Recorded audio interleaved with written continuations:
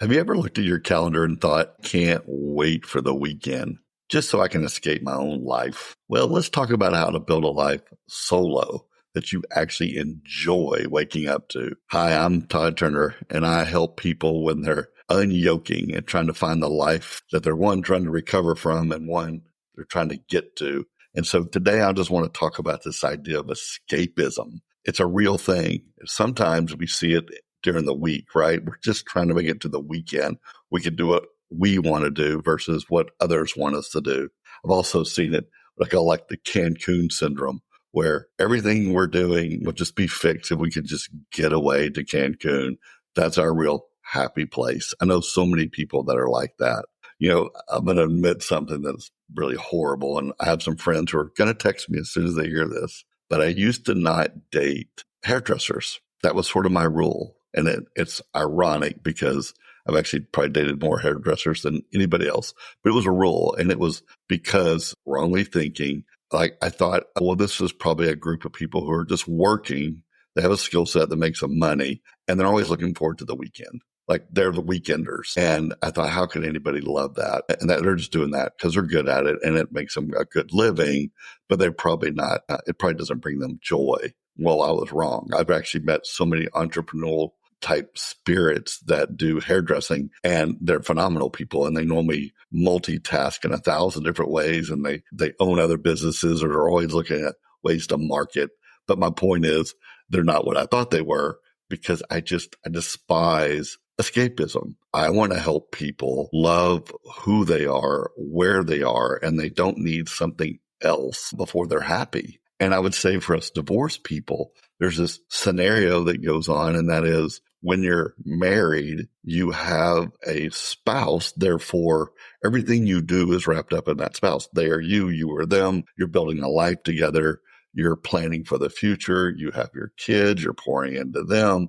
Like when that is uprooted, it really shakes you to your core. There's, as I always say, there's what got you divorced, and then there's the ramifications of the divorce. And one of the ramifications is, besides your world is on fire, let's just say it finally is not on fire. You generally have this mindset that, well, I lost a person now, and if I gain a person, a better one, right? A better one that doesn't have their problems, then everything will be okay. So we just sort of navigate our world around finding that person, and then what will life be with that person so I can move on with my life. And I know so many people who feel broken because they haven't found that person.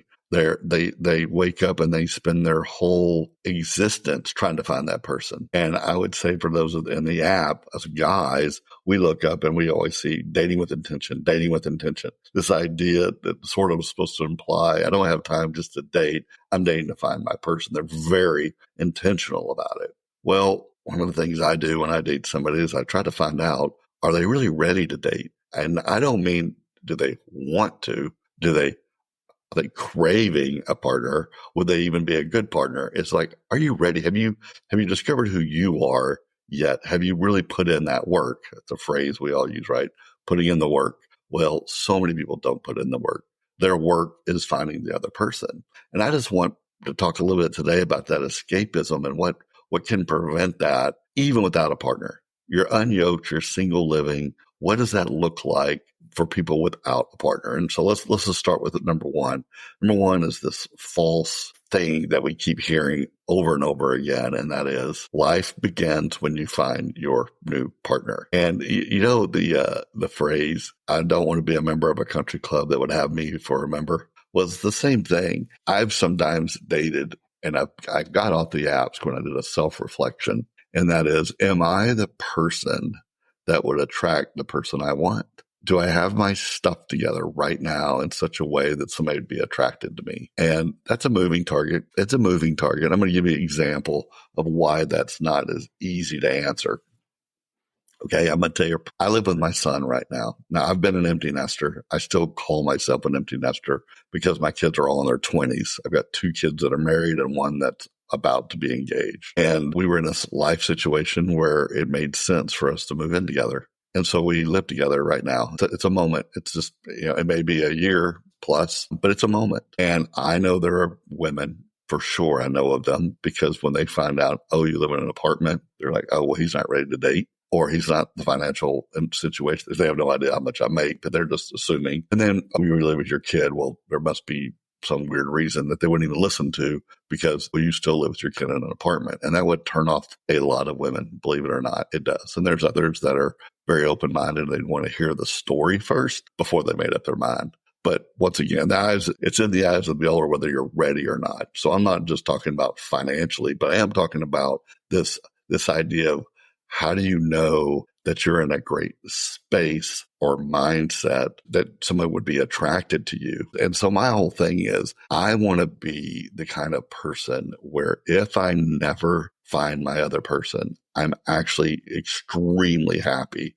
with my life, that I'm not waiting to enjoy life till that next person shows up, that I am fulfilled with my hobbies, my passions, my relationships. And so I sort of remove the idea that someone else is going to make me happy. Now, do I hope they magnify it? What's the phrase? Let me think about that. The phrase that says, when you have a partner, it's half sorrow, and if you have a partner, it's double joy. I'm not saying life can't be better with someone, but I also don't want to sit and mope until that other person gets here. So I've created a life that I enjoy living and investing into myself, which would hopefully make me attract someone else, right? And it's like, a poor example is like going for a walk. It's like, well, when somebody gets here, I'll go for long walks on the weekend with them. Well, I don't know. Are you in shape enough to do it now? Like, go for long walks now. See if you can do it. That way it's going to be a lot easier. Don't wait for somebody to go run a marathon with you if you're not already running marathons. I mean, I'll talk about this later in a dating conversation, but, I always tell people, if you want to meet a guy that likes to skydive, well, don't go on a dating app and say you like skydiving. Go skydiving, because whoever's there, they like it too. They're not just talking about it. That's how you find your person, is you go do the things that they go do. You like concerts? Go to a concert alone, because somebody else is alone there as well. Look at that. Two people, same hobbies at the exact same place. What a great way to meet somebody, right? But anyway, this is not a dating thing. This is a find your thing. I also do want to say that even though I don't wait on someone to make me feel fulfilled, I do hold a spot for that special someone. There are actually shows on Netflix. Boy, my Netflix is full of shows that I put in the waiting list. And they're not just for me. They're for somebody. There's a certain shows like, that's a couple show. I want to watch that with somebody else. I have a couple places in the world I want to go to. I'm saving them for somebody else, a honeymoon. I got plenty of places I want to go that I'm going to go to before I meet somebody, because I want to knock those out. They're probably not coupley places, and I can probably navigate them faster and differently alone. But I do hold a spot for someone else. And I think that's probably wise to do. I do it with movies. I do it with places. Okay. Number 2, let's talk about building your rhythm. And that is, when you're alone, you have this blessing and a curse. I tell people all the time, the blessing is I can do whatever I want and nobody tells me otherwise. The curse is I can do whatever I want and nobody tells me otherwise. Like, it's so great to have a second voice in your life and someone to challenge you and someone to bounce off of. It's so glorious. But when you're alone, the perk of that is, right now I can hop in my car and I can go drive to whatever city I want, get a hotel, and work from that hotel in the morning. And I've done that. I've done it plenty. It's wonderful to be able to do what you want when you want to do it.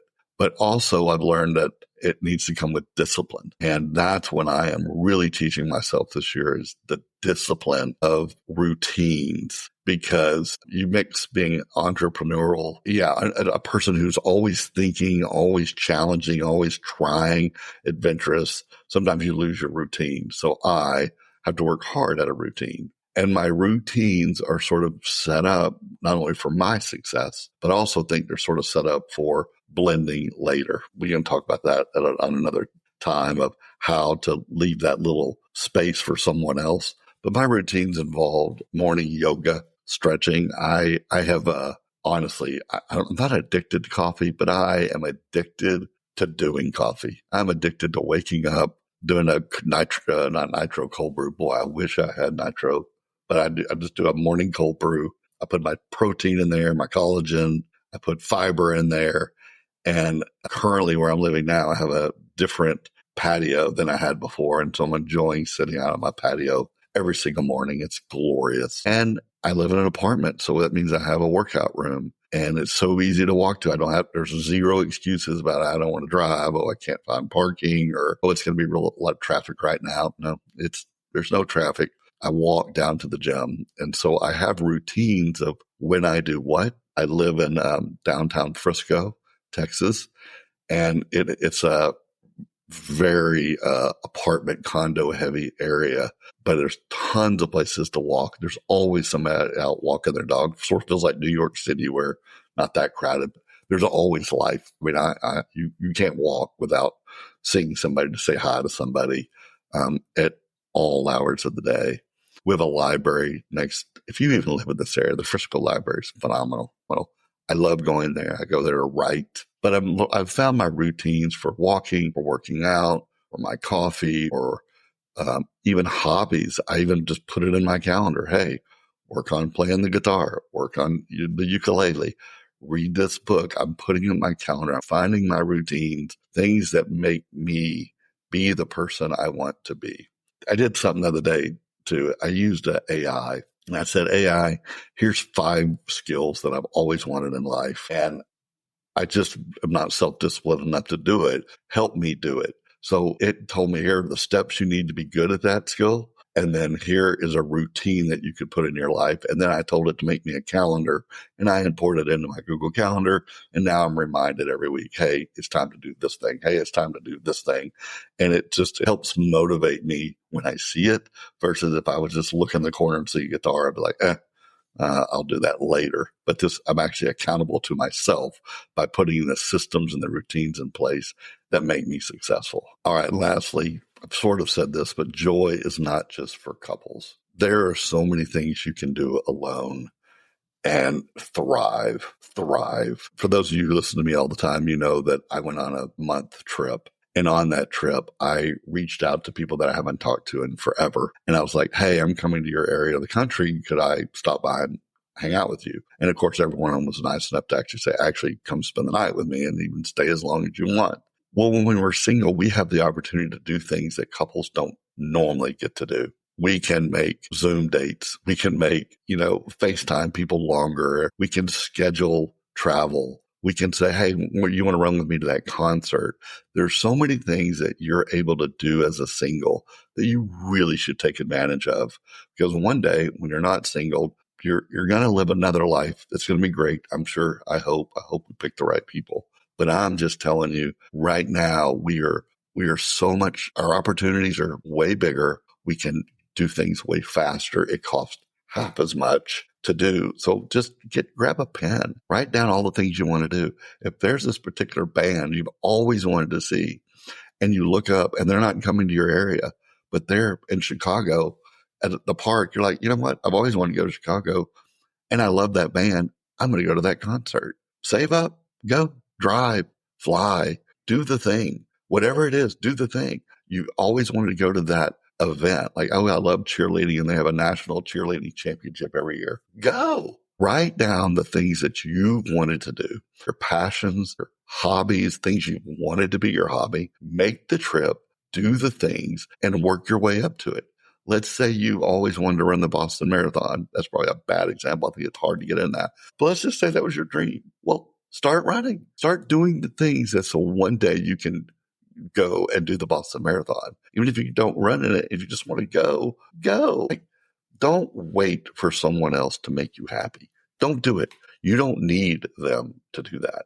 All right? You don't need to escape your life when you design it with intention. If you need to push and get out and explore, grab my free solo travel ebook at toddturner.com/solo and start crafting a life that feels amazing.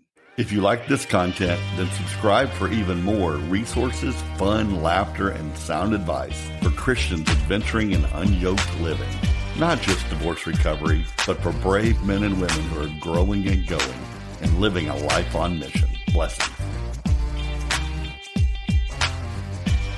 Thank you for listening to the UnYoked podcast with me, Todd Turner. Can I ask you a favor? Two, actually. First, rating and reviewing this podcast positively goes a long way to help others find this resource. I get told constantly, I wish I knew of this podcast earlier. Well, you can make that happen with just a simple rating on the podcast app you're listening to right now. Also, when you're done with that, please go to toddturner.com/books and purchase, gift, and review the resources that we have available for those needing help in their divorce journey. It's a lot easier handing somebody a book sometimes than handing them a podcast. And your Amazon reviews really help get our books higher on the chart for others to find. toddturner.com/books. Thanks so much. And please, really, just review the podcast really quick. Thank you.